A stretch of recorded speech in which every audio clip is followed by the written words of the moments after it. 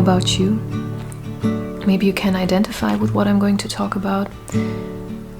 Maybe you're going through some kind of transformation right now. Maybe you're experiencing loss, maybe some kind of unraveling. Maybe you're anxiously attached to someone or something that you can't let go of.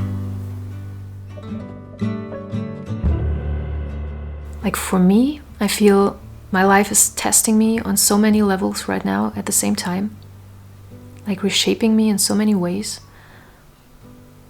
I lost my sister recently and unexpectedly. And also not too long ago, my 16-year relationship ended.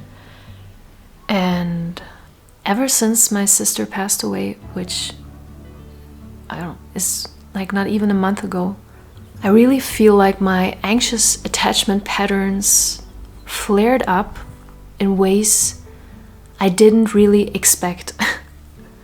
Yeah, so today I want to talk about that. Yesterday I took a walk through nature and I wrote some things down, and it always helps me to walk through nature, to think, to process. And yeah, maybe you would like to come along and maybe we can explore, ways in which we can shift our anxious attachment to something more spacious, something more open.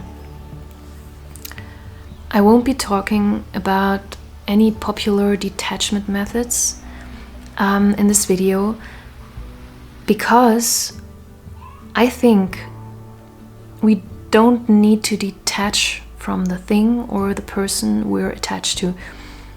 We need to detach from something else, if we want to use this term. We need to detach from something else, but yeah, I will come to that in a bit. When someone who was woven into the fabric of our life, when they suddenly disappear, in my case, my sister, it can stir up a deep fear of abandonment, like a hollow ache. And that pain can really magnetize the same kind of energy, like more grasping, more clinging, and more fear. And at some point, I really had to face the truth that the void that is left by my sister's absence can never be filled, not by another person, not by another distraction, not even by trying to fix it. And that truth hurts. And some people that I thought I could lean on, that I could rely on,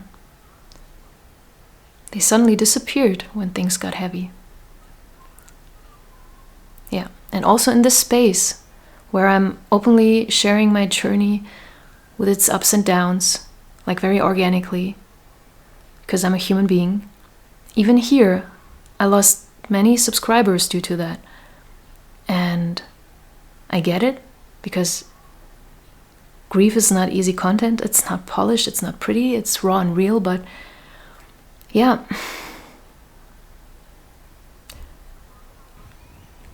We're all multifaceted beings, and I can understand that not everyone wants to deal with these kinds of emotions. I'm personally learning that the art of allowing, not resisting what is, might be one of the most powerful ways to soften that grip of anxiety, to let things be without rushing or to fix, fill, or to flee. And,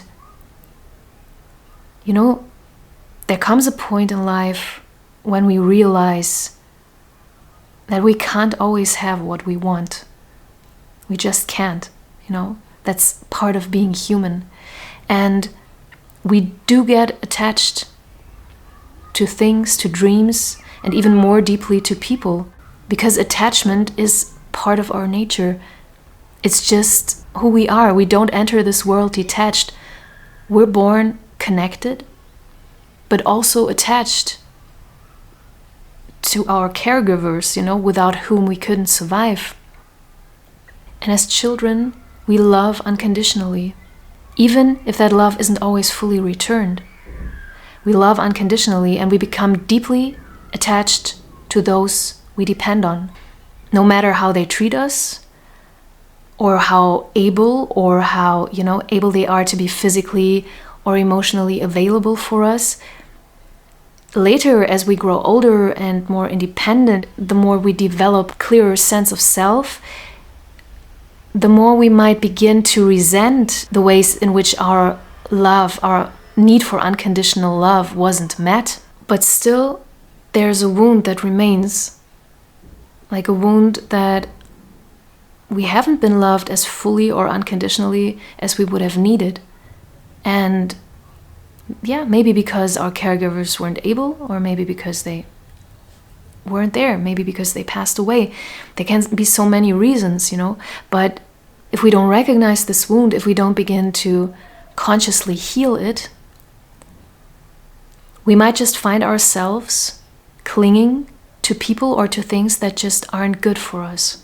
Or we may develop patterns of anxious attachment, always seeking from others what we were missing in our earliest bonds.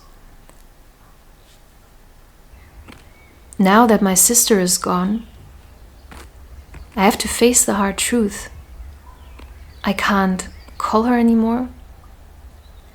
I can't visit her anymore. I can't hear her voice in real time anymore. I can't hug her anymore. Yeah, no matter how much I want to. And I want it so badly, but I can't, And there is no use in dwelling on that because it can't be changed. The only thing I can do is surrender to what is and to stay connected to her in a different way, which is through presence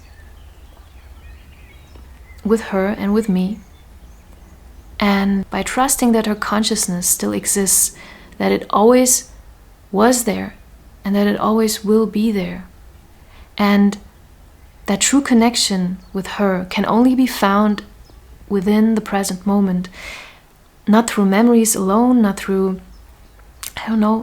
thoughts, interpretations, projections, all of that, but in the space between thoughts. In that silent, open spaciousness that connects all of us and that lies beneath all stories and all attachments, that deep stillness where true connection lives, which is timeless and formless and untouched by loss. And what I'm learning right now is that we can also hold this same appreciation for those who are still living, even when we carry an unmet longing for them, or romantic attachment towards them. We can still honor the deeper essence, the real connection, if it's there, without clinging and without forcing and without needing to possess it. And for some reason, I've never liked the word or the term detachment because it feels almost cold and against our nature, in my opinion, because I believe what we really long for is not detachment. What we really long for is gentle power and true connection. That kind of power that comes from being anchored in our own love, in our presence, in our essence, and from becoming who we are meant to be.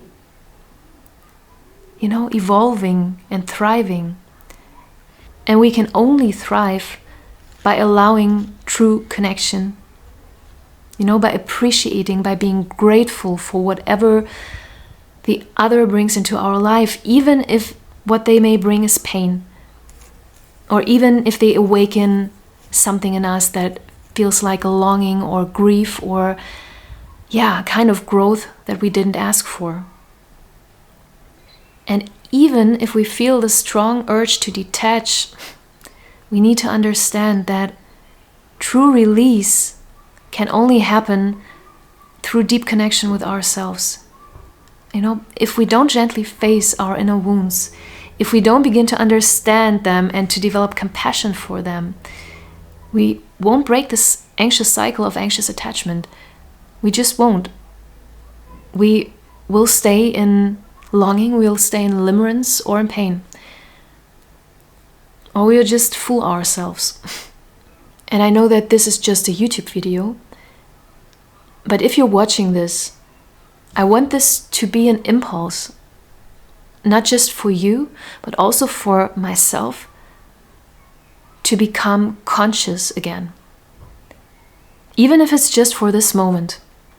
If you're here, and if you're feeling anxiously attached to someone or to something, here's your reminder. You need to come back to consciousness right now. You need to rewire your brain, if you like to think in terms of neuroscience, you know? You need to create new pathways so that the energy can flow again through love and through connection, you know, through self-worth, instead of being funneled into, you know, this fixation on someone or something that no matter how much you hope can never fill this void within you. And as hard as it is, they simply cannot. And it's good for us to realize that now, together. Maybe we'll forget it again. That could happen. It's very likely, and that's okay. But when we do, we just need to remind ourselves again, gently and without blame, to come back to consciousness and to redirect our energy. There is no use in becoming resentful towards the thing or the person that we're attached to.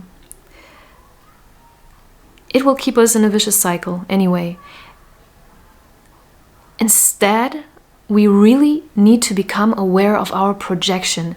You know, we need to realize with kindness that what we're perceiving in them is actually the light of our own essence, our projection. It's the part of ourself that's been hidden under shadows of old wounds, and the healing begins when we stop chasing that light outside of ourselves, and the moment we start reclaiming it within ourselves. If there's one thing we need to detach from, it's not the thing or the person we're attached to. It's the thought, it's the belief that we need them to fulfill our needs. That's what we need to detach from. And there is a big difference, because when we shift our focus away from the external, we stop wasting energy trying to control what's outside of us, and we start taking responsibility for our own inner world. We start redirecting our energy. We start attracting our energy back to us. That's what we need to do. We start recognizing how much power lies within a single thought. So, wherever you are right now, maybe take a moment and breathe and feel into your own being. The love you seek, the connection, the wholeness is already inside you. It's not lost. It's just waiting for you to come home to it again. And I think that's a journey worth taking.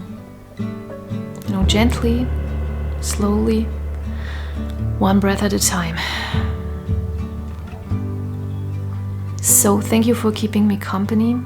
I appreciate you so much. If you feel like it, please share your thoughts under this video. And please only subscribe if you like journeys. You know, the real, the messy, and the beautiful kind. Hope to see you soon.